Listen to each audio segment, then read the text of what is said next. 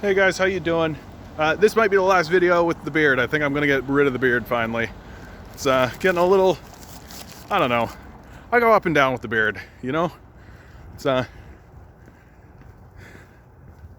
anyway, you don't care to have me talk about the damn beard. That's not what you tune in for.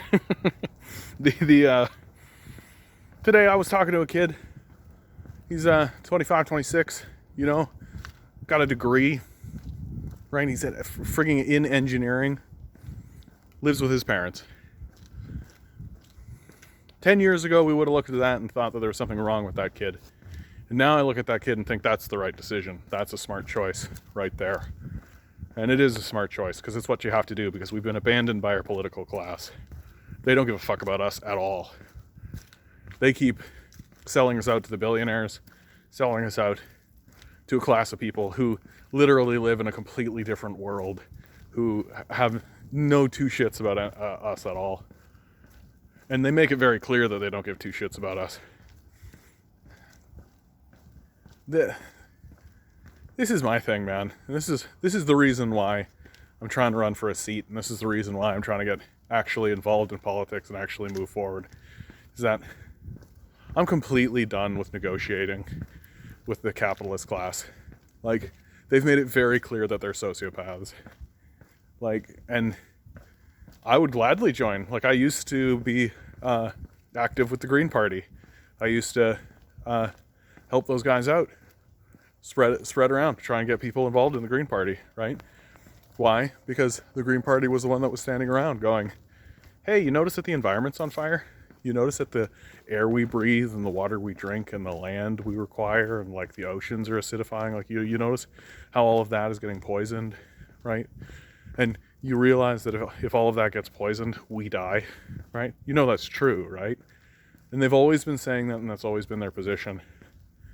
But recently, and it really was this experience with COVID that really made me realize, like, the capitalists cannot be negotiated with. They are rapacious sociopaths. They will murder you for money. And as long as it's profitable for them to poison the air, as long as it's profitable for them to destroy the atmosphere and destroy the soil, they will.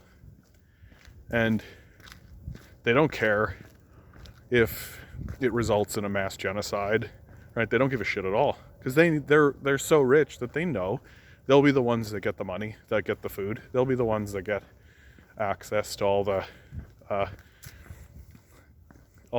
medicine and all the commodities and all the luxuries, right? They know that when shit hits the fan, people will desperately cling on to them because they've structured the system in such a way that it benefits them. And as long as we continue to allow that to happen, we will just continue plunging our way forward to our complete and utter destruction. And like, I talked to these kids, like I talked to this kid, and he just literally was like, yeah, like he's just essentially waiting for death. You just see it on him, right? And I understand that. I understand that feeling of just like, you're just sitting there kind of waiting for this absurd gong show game to end, you know? And like, you want to help the people around you. You want to do what's right by them. You want to make sure everything's okay. But like, every aspect of what's going on is geared for just our sheer and total stupidity. Like, I take a look, I already see it happening, right? With the recent presidential election. Like, with Obama, the left went asleep. The left completely fell asleep. I watched it happen, right? They just did not care what Obama did. He could do anything he wanted, right? People will say, oh, George Bush, what a terrible president. He started the Iraq War, right? The Afghanistan War, pointless, meaningless wars. Yeah, well, Obama has several of those himself, right? Like, he turned Libya into a failed state. The Syrian War, right? The drone strikes where he killed 90% civilians. Like, But we don't talk about that because Obama's on our team, which is nonsense. Obama's on Obama's team. He doesn't give a fuck about you at all, even a little tiny bit. And my concern with Biden is that it's going to put people asleep. That lots of people are going to be like, oh, the Democrats won. And then Biden's just going to continue expanding the war, continue impoverishing his own citizens, continue the growth of fascism in his country. The big difference there is that you do have people who are in pretty prominent positions who are being fairly outspoken, like Bernie Sanders and Andrea Ortiz-Costa. I can never actually remember an AOC, the shorthand, have actually actively said openly that if Joe Biden does nothing to improve the material conditions of the citizens, then he will set up a larger and more dangerous Trump, a competent Trump, a Trump that will actually be ideologically fascist instead of just accept fascists because they support him. And I think that's fundamentally true. That if in 4 years' time people are where they are now, then they will turn to fascism. And I don't think there's a doubt in my mind. I think history proves that. I think that it shows it pretty clearly. And like this election was not a win for the Democrats, right? Sure, they won the presidency. They lost seats in the House and they didn't swing the Senate, right? So you're looking at, and they couldn't, like, think about that. That literally would be as if there was an election held against Hitler, right, or Mussolini, and they got rid of Hitler, but all of his people stayed in power, right? Like, it's not an exact metaphor or analogy, but good enough, right? The Senate is still stacked with climate change deniers. The House, the Democrats lost seats in the House, right? Like, if you're a Democrat and you're not seriously asking yourself, why are we losing power this way? Why is it that we could barely beat a game show host fascist to get him out of the White House, right? And the honest question is that the Democrats don't give a shit. Not really. Like, I mean, the Democrat that loses his job gives a shit, I'm sure, right? But the Democrats as a party, right? They're neoliberal shills. They work for corporate power. They want people to like them. But at the end of the day, they like money for themselves. That's what they like. They like being rich. And if their Republican friends get in, the Republicans will keep them rich. Like, the Republicans aren't going to make any of those congressmen or senators poor. They're not going to even raise their taxes even a tiny little bit, right? So why would you care that much? Like, the Democrats have no intention of passing anything that actually helps anyone, so who gives a fuck about them? And it's kind of annoying, but like, this election literally was just about changing the channel on Trump. But now that the channel has been changed, are people going to simply go to sleep? Are they going to stop paying attention to the fact that Biden is probably worse than Donald Trump, right? I had a conversation with somebody, and they literally were trying to tell me that Biden was better than Donald Trump because while, yes, Biden built the cages that kids got put in, it was the Trump administration that started separating children from their parents. That, yeah, sure, the Biden-Obama years, they were putting those kids in cages, but it was when they separated the children, that was the line. Like, this kind of overt, intentional stupidity, right? That in order to attempt to maintain the tiniest, insignificant shred of perceived moral high ground is what's going to absolutely throttle the Democrats.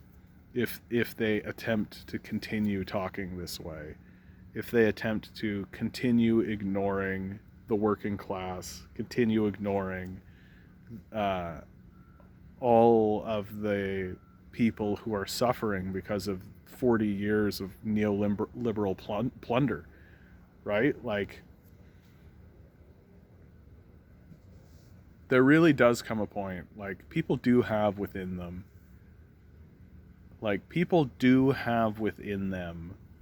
a desire for death. It's innate, it's inside of us, and it's natural. We have a survival instinct, for sure. Like, we don't want to die. But we intrinsically know that we do die, and in a way, we long for it. We long for the void. There are French philosophers who talk about this, the longing for the void. You know, when you're standing by a street corner and a car comes ripping around and there's a little part of you that just thinks, I could throw myself out in front of that car. And that would be the end of it. That would be the end of my story. That's the call for the void that we all eventually go back to, right? That we all get to. And if things continue to decline around here, lots of people are just going to vote to accelerate the destruction simply to end things. It's what's true. People are going to, like, if the Democrats don't actively attempt to improve the lives of citizens, if they don't actively move to attempt to rectify and ameliorate and apologize for what they've done and their participation in the fascist government they've created, then people will definitely just plunge the society downwards, which is exactly what I expect to see happen, because I do think that the Democrats are largely psychopathic, like Doug Ford, right? I do think that they are not interested in helping anyone. I do think that they are just sort of sycophants for power and don't have any intention to actually aid anybody in the end. And so